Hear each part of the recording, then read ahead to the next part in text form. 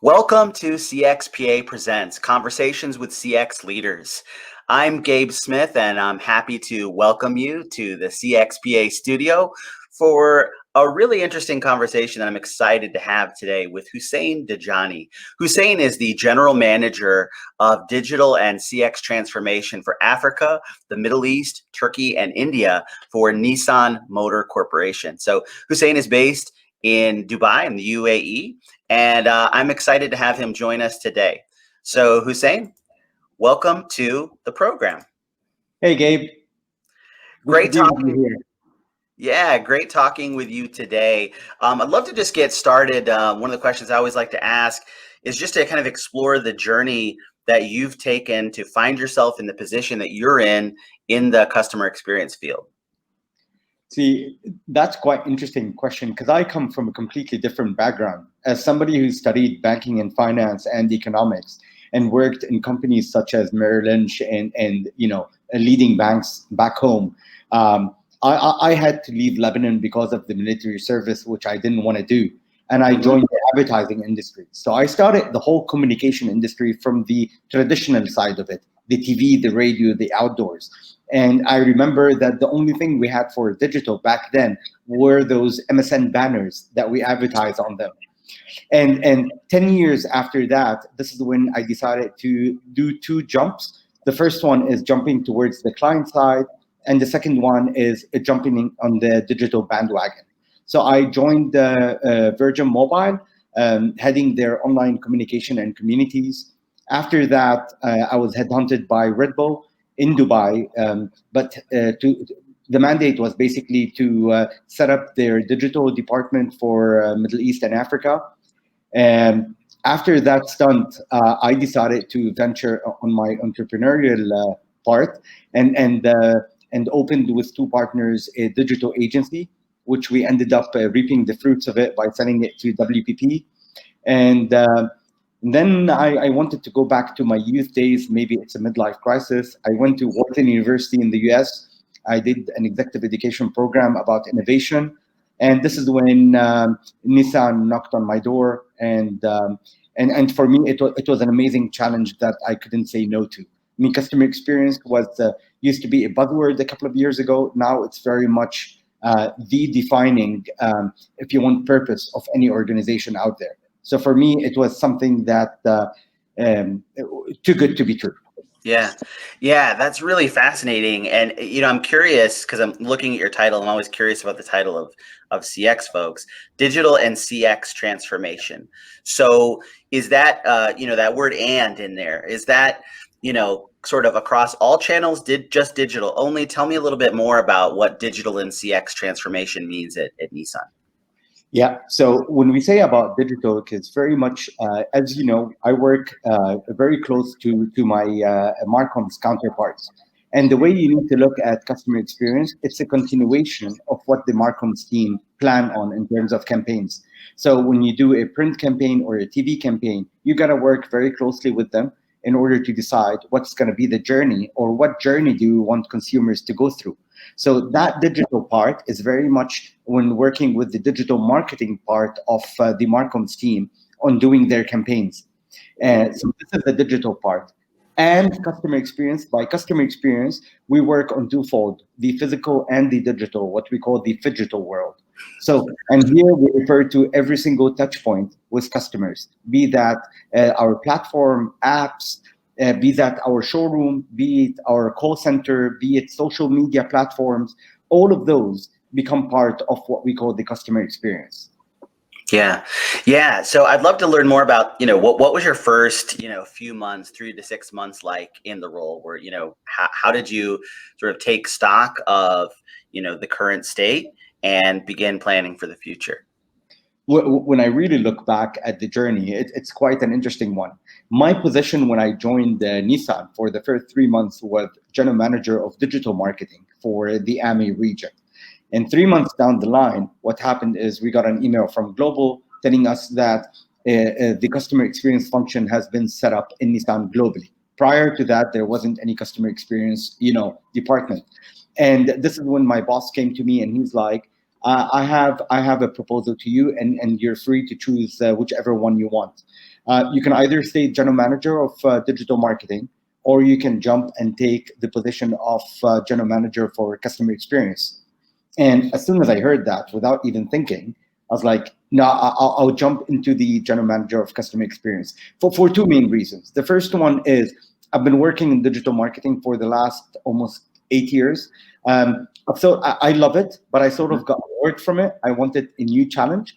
Second thing is, as a person, I like to build things. So I founded my digital agency. I built the digital department at Red Bull. So for me, it was no brainer that that definitely I will go for that. You're number one, you're creating a new department in the organization. Number two is you're playing a major role in changing mindsets in the organization. So the I would say, so we talked about the first 3 months. Moving on to the next 6 months, those were very challenging because everybody's wondering what is this guy doing in the company, and oh, customer experience, yeah, the customer service. Okay, no, it's not customer service. It's actually customer experience. So a lot of education had to be worked on. Really, number one is, as I said, I actually manage 83 markets. So really to start talking to the markets and telling them that they need to start setting up that department there, to tell them why we're setting it up. So a lot of education, a lot of webinars, a lot of trainings, a lot of decks to be produced, a lot of alignment with the global team to see where global are heading with this. This to be able to help with that. A lot of financial planning. And then again, so this is from one side, in getting the markets to understand what you're doing. The second part, which was extremely tough, is the more organizations grow a lot, the more they fall, unfortunately, in the trap of silos. So customer experience to really work well has got to be a cross-functional effort. So yeah, I cannot work on it on my own, and other departments can't work on their own. So I really had to go to every single department, do a presentation for them about what exactly we're doing and why we're doing it, and request from them to nominate one person in their department on top of their existing jobs to become the spokesman or the head of customer experience in their function, in their department. And why did I need that? Because I formed something called the Customer Experience Steering Committee. So it's a steering committee, it's a cross-functional one, and we meet once a month where the respective customer experience leads from every department join it, and we all start talking together about what each department is doing, so that we start connecting, at least verbally, the journeys that all departments are working on. So this was really the main focus the first 6 months. If you want me to recap them in bullet points, it's number one, looking at what talents we had in the organization. So what talents that can actually work in the customer experience space. Number two is what infrastructure tools we had in the organization. Are systems connected to each other? Which systems do we have? Which vendors are we working with? Be it Salesforce, Adobe, so on and so forth. The third one is what customer data do we own? And from which markets, what markets GDPR applies and doesn't apply, how clean is this data and not clean, so on and so forth. Which channels are we capturing customer data from? So all of that. And finally is breaking the silos and forming the Customer Experience Steering Committee. This was the main focus for 2017 when I first joined Nissan. Really. Yeah. And so, I mean, it sounds like, you spent a lot of time focusing on mindset and then this, organizational adoption, accountability, breaking down those silos. So, as a new CX leader, who is trying to establish a true CX function in that organization, what were some influences on you? I mean, what were you reading? What were you, what were you listening to? What were some of your influences? Look, a very, very important thing, and you might laugh at this, but the second I started working in the customer experience space is I really started looking myself as a customer in any interaction I'm having with any brand whatsoever, anything. If I'm buying something online, or I'm walking inside the showroom, or I talk to a call center, or anything of that sort, I started really looking at the journeys I went through as a customer and what irritated me in them and what worked amazingly in them. This is one. The second one is doing a lot of mystery shopping. You have no idea the amount of times I've spent it inside the showrooms and inside the service centers. So every weekend and every single day of the week after working hours, I used to go either sit in the showroom or go to the service centers and just observe customers when they're walking in, what they're doing, and observe how are they talking to our sales consultants. The amount of insights that I gathered from this are humongous. Yeah. Yeah. The I third love thing, that because I mean VOC, you've got VOC data and you can sit there and read verbatim comments and things like that, but it lands differently when you're absolutely, actually watching it. absolutely, the amount of things that I learned from them is really great. You get to really understand how they walk inside the showroom, what exactly appeals to them, and that's great. The third thing I would say is really is connecting virtually with a lot of customer experience practitioners out there. And I have to give a very big thanks to Ian Golding, who for me is a mentor in the customer experience space. Respect to you, Ian, and thank you for the guidance. I've really connected a lot with Ian, and we spoke a lot. And again, the CXPA community has been a great help to me. How did I find it? I found it actually before knowing Ian. I started searching online for what are their customer experience organizations, and I Mhm. started joining them. See, you cannot wait till somebody teaches you. You Yeah. gotta make that effort. Yeah. It's a human nature thing. Not anyone can work in the customer experience space. What I always tell HR when I'm interviewing people is they tell me, but they have no experience in customer experience. I tell them I don't care. What I look for is the passion and the curiosity, Yeah. because if they have those two things, they will be able to excel. And obviously, a third one, which is data mindset. Understanding data and liking to work with data. But those, for me, those are the three important pillars of a customer experience specialist. Yeah.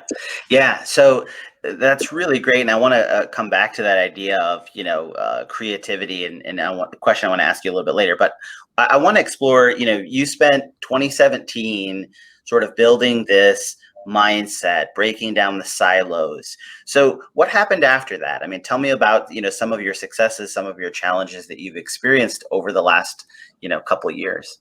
Yeah. So 2017 all the way till mid 2018, it was the era of what we call the CE 1.0, or the era of back to the basics. And this is where we're really looking at staff, as I said, infrastructure, customer data, and breaking the silos. And then again, what we did is we partnered with one of the four global consultancy agencies, where we re-looked at the customer experience journey. The one where we know it as linear, it's no longer linear in the new era. So we really worked with them, and we came up with something we call 7 priority journeys. Now, those 7 priority journeys are not rocket science. Any company has them. It's just some companies decide to put them into 7 journeys or 5 journeys. We decided to group them into 7, and those became, in a way, our guiding principles, or our North Star, if you want. Those guided us into what exactly are the solutions that we're going to create. So we came into end of 2018, 2019, and this is when we moved to the era of CE 2.0, Customer Experience 2.0. And the main focus over there was basically creating integrated customer experience journeys that focus a lot on a frictionless and seamless customer experience. So we really wanted to start enabling solutions out there on the physical and the digital space, and start connecting the journeys all together. So a lot of work on that. If you went to our platform 3 years ago and you went now to it, you will be amazed. The amount of solutions that we rolled out is really something I'm very proud about. And Yeah. I'm so happy because I have a picture. I took it of the platform when I first joined Nissan, and I have a picture now, so it really shows you the comparison. But for me, I would tell you that the best time of my career with Nissan has been COVID-19. Mm. As sad as it is as a period, and I'm so sorry for all the losses that humanity has had to go through. For me, it was the climax of my career. Why? Yeah. Because everything I've been shouting for the last 3 years and considered as nice to have versus a must have, suddenly has become the must have. And suddenly, senior management are looking at this guy who is gonna, with his team, gonna turn things around. So suddenly I was supposed to really to fix the issue that people are not coming to the showroom. Yeah. People are not taking their vehicles for service maintenance. So really, the way we worked on it, all of us together as a cross-functional team, was amazing. Number one, we were working all of us from home, so really not meeting face to face. Yet, what led us to really work together is that we had one objective and one objective only. We have COVID-19. This is not something that's staying just for a week or a month. This is something staying long term.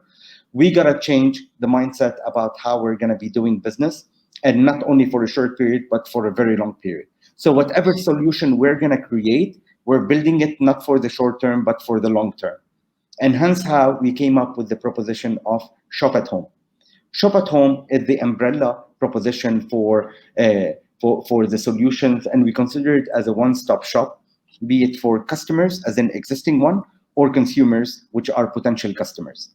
And the solutions we enabled in it are like the 360 showroom and vehicles walkthrough. So if you're not going to the showroom, no problem. We'll bring the showroom to you. You can actually, through our platform, walk inside the showroom and even walk inside the vehicles. Second thing is you're walking inside a certain vehicle and, hey, you know what? I'm interested in speaking to a sales consultant about it. No problem. Instantly a video call with the sales consultant. Great, we did that. You don't want to go to the showroom to do the test drive. Again, no problem. We'll bring the vehicle for you anywhere you are, which we call the home test drive. Again, you're interested in that car. That's it. You're sold into it. You want to decide on the financial part of it. No problem. We created a finance calculator and a pre-finance application, which gives you approval on a loan in 30 minutes after applying everything online. So you don't need to go anywhere yourself. Yeah. Wow. And then we enable the e-commerce where you can either book the car online or do the full payment online, and the car will get delivered to you at home. And if you're an existing customer, super easy. When you want to take your vehicle for a service maintenance, we come pick it up from your home. We do the service maintenance for it, and we bring it back to you. Really, really a lot of solutions that are all customer-centric, number one. Solution that we did a lot of surveys and research about them, instant surveys and researches, in order to see the pulse of consumers, whether they want those solutions or whether they will appreciate them. Number three is data was our guiding, if you want, mentor when it comes to, is a solution doing well, not doing well, is the bounce rate high, is it good, is it translating into leads or not? And finally, and most important, is the amount of training and education we did to the frontliners. And this is the sales consultants, the call center people, and the community managers. Why? Because we all know, Gabe, that a vehicle is the second biggest investment that any person will do in his life. So you're talking here about we are convincing people to buy a vehicle online. Not only this, we are telling a sales consultant, you have targets to meet at the end of the month, but guess what? You're not going to be selling people vehicles face to face. You're going to be selling it to them versus a smartphone, which is completely new for them. They need to get into that thing, you know? Yeah, I mean, I was just thinking about the fact that, you know, you've got this massive change management effort for both your staff as well as your customers that you're trying to, you know, upend the way things have always been done. So how did you go about getting that level of buy-in across multiple process changes? So I have to thank over here my management, because they really believed in the power of customer experience during such an era. So it wasn't like a nice to have anymore. It was a must have, and it wasn't optional. So departments didn't have the option not to buy into what we're doing. They had to do it. So it was a clear message from senior management that this is the way we're going, and you need to support in order to get things done. Mm-hmm. I had three departments that I really relied a lot on. The first one is my ISIT counterparts, because they really helped me out with the infrastructure. Because again, when you're talking about a video call, if we were doing this solution in regular days, it would take about 6 months to be implemented. Suddenly, those 6 months went down all the way to 2 weeks. Why? Because what we did is we mimicked the digital integrations into manual integrations, but in a simpler way. So rather than really falling into the trap of we need to connect that system into that system and the API integrations would require that much time and we need that much investment, we really looked at okay, guys, this needs to happen and we don't have ample of time. So we have this much time and we need to roll those out. So we really started thinking, and this is when sometimes you are short on a budget and you are short on time, really creativity comes across. Because I can tell you that the solutions that we rolled out in a 4 month period usually take 2 to 3 years to be implemented, and I'm really proud about that. So ISIT were an amazing support to me.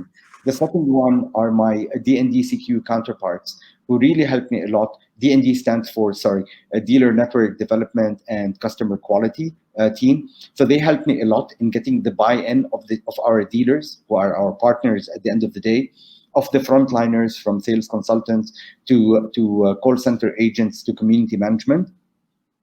And the third team, which helped me a lot, our MI, which is market intelligence team, they were giving me the pulse of the market on an ongoing basis through mystery shoppings, researches, so on and so forth. So this was great. And my team of data scientists and data analysts who are really all the time plugging into our platform, the back end of them through Adobe, Salesforce, so on and so forth, really getting the insights in order to advise our agency that this needs to be fixed. It's not working very well with our customers, so on and so forth. So really, and the amount of reports that we were generating on a weekly basis, because at the end of the day, you roll out a solution, and I always say this, technology is not rocket science. Anybody can plug in the technology. It's about whether that technology adds value to a customer's life, number one, and whether that technology is actually yielding the intended return on investment that you're doing. Yeah. So for us to be able to prove to management that actually what we are doing is working, we needed to produce those reports, because the more management were seeing those reports, the more they were getting convinced more and more that, okay, what we're actually doing is actually working. And let's continue with that. Yeah, let's dig. I want to dig into that a little bit more. That the relationship between CX and executive management, because so critical in normal times, even more critical now to have that strong partnership. So, what advice would you give to anyone listening who's wondering, I guess, A, how to form that partnership to begin with, or B, maybe you've established it and you're wondering how do I keep this strong in these uncertain times?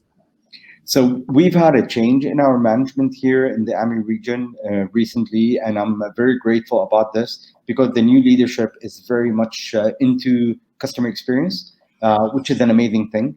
One thing is still lagging, which I always highlight, is the fact that I believe customer experience department needs to report immediately into the senior management, into the top person in the organization, because we have the pulse into everything that's happening across the organization. I think it's important. So an advice I give it to any customer experience specialist over there or a senior manager is that make customer experience report directly into the CEO or the chairman. Really, you will benefit from that. Number two is, unfortunately, let's be completely honest, we don't live in a fair world where we know very well that whatever comes from the top will get implemented downwards. So senior management have got to keep pushing the terminologies of customer experience. They need to keep using it in every single meeting. They need to keep doing it in every single presentation. This would reinforce very much into the organization customer experience. So without noticing it, suddenly people with time will start using that terminology and questioning and asking and adopting. So it's really the culture of, in a way, brainwash to get people to start using it. So really, customer experience need to be very close to senior management. One. Number two is, if senior management does not believe in customer experience, nothing will change, very honestly. They really need to push it and put it as part of the KPIs of not only the customer experience department, but of every single department. Because every single department, in one way or another, contributes to the success of the organization's customer experience, be it from sales, be it from after sales, so on and so forth. So it needs to be part of their KPIs. They don't meet those KPIs, they will be penalized on them. Right. Well, I mean, I love what you said earlier, about continually showing the data to show the efficacy of what you're doing, and being able to tell that story, which, sort of reinforces that loop of, okay, they feel more confident in continuing to talk about the importance of CX because they see the impact on business goals. And I'll tell you why it's really important. So, Gabe, in 2017, in a way, management was very much obsessed by, hey, we want to be the biggest region that drives visits to our platform. So, okay, even though I don't agree with that strategy, I adopted it, and we got amazing figures, when it comes to visits. But then when we looked at the lower funnel, actually, very few were converting into Yeah. sales. So in 2018 and 2019, after showing so many case studies of other brands which focused on the lower funnel, we managed to convince senior management, as in, can we adopt a different strategy and show you what we can achieve out of it? And by doing that shift, we improved the lower funnel conversion by 57%, which for us is something amazing. Wow.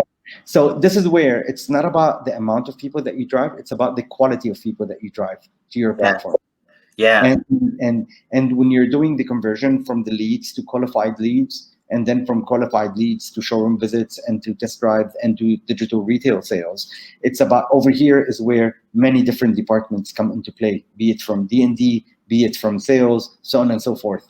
Hence why it's a cross-functional effort. Yeah. So, earlier I said we'd come back to this, but I want to touch on this question of creativity. Are there any skills that you feel like you bring to bear, creative skills that or come from some other aspect of your life that you bring to bear in your work and customer experience?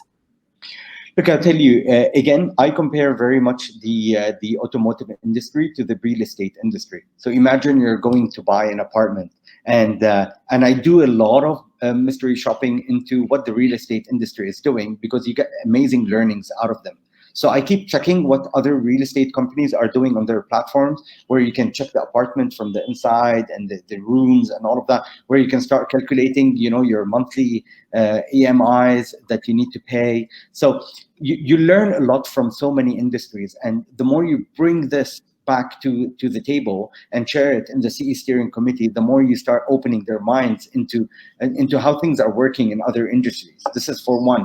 McDonald's, for instance, how the shopping experience when you walk inside a McDonald's store. Now you've got those screens where you can tap into whichever burger you want to buy, and you just tap with your phone on the screen, and you bought the burger.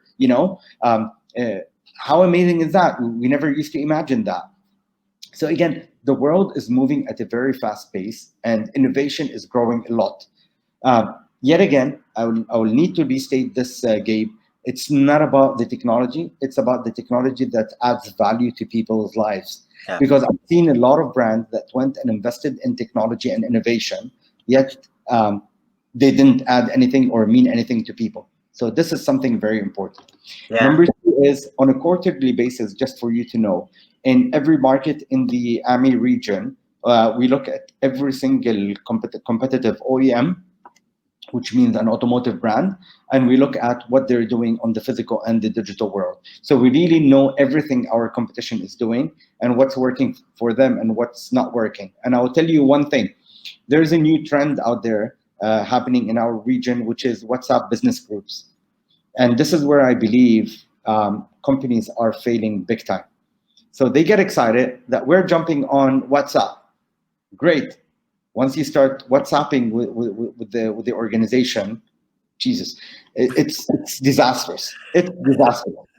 And this is where you start feeling the disconnection. So in terms of how am I creating the education gate, what I do is I video record the conversations I'm having on the WhatsApp business group with the other organizations, and I send them over WhatsApp to all my colleagues. And I tell them, this is not for you to see how I'm bashing those other organizations. This is for you to learn what we should not be doing whatsoever. So use this as a learning rather than as in, this is how he bashed them. No, it's not about the bashing. It's about, look how things are going wrong and learn from them so that we don't end up doing the same thing. Yeah. Yeah. Yeah, I love the idea of that CX professionals need to constantly be absorbing what they can learn from other industries, from other organizations. Any other final advice that you would have for CX professionals as they look to sharpen their skills to continue to maintain their relevance or grow their relevance in today's environment? Number one is always put yourself in the customer's shoes, because at the end of the day, you are a customer. So please just think about how would the customer interact with that solution, or that journey, or the journey in which he or she will go through when interacting with it. Number two is, please don't ignore data. Data is really extremely important. It's okay if you don't have the knowledge in the data. Get somebody to help you with it, be it your agency or another colleague. But data should be your governing, your governing voice. You are, as a customer experience specialist, you are the brand guardian or the brand ambassador of customers inside your organizations. So really, you are holding that trust in you. And it's extremely important that you make sure that the customer is not just a term on a PowerPoint presentation, but it's actually being delivered for the customer and to the customer and by the customer. A fourth thing is, I'm telling you from now, your journey is not an easy one. Yeah, you're gonna be taught a lot. You're gonna be challenged a lot. You're gonna be pushed a lot. You're gonna be questioned a lot. But you need to be persistent. And the only way for you to be able to do so is by showing the results of all your efforts and hard work that you're doing there. If you're working in customer experience, trust me, you are in the right space. Steve Jobs, God rest his soul, did not use the term of customer experience 20 or 30 years ago just out of random. He knew what customer experience stood for. So customer experience is not rocket science, but customer experience is role in organizations is going to grow a lot in the years to come. Yeah, I love what you said. You are holding the customer in you. I love that. Hussein Dajani, thank you so much for joining us at CXPA. Appreciate you, appreciate the work that you're doing and spending the time with us today. Thank you so much, Gabe. I really appreciate it, and stay safe, please. Thank you.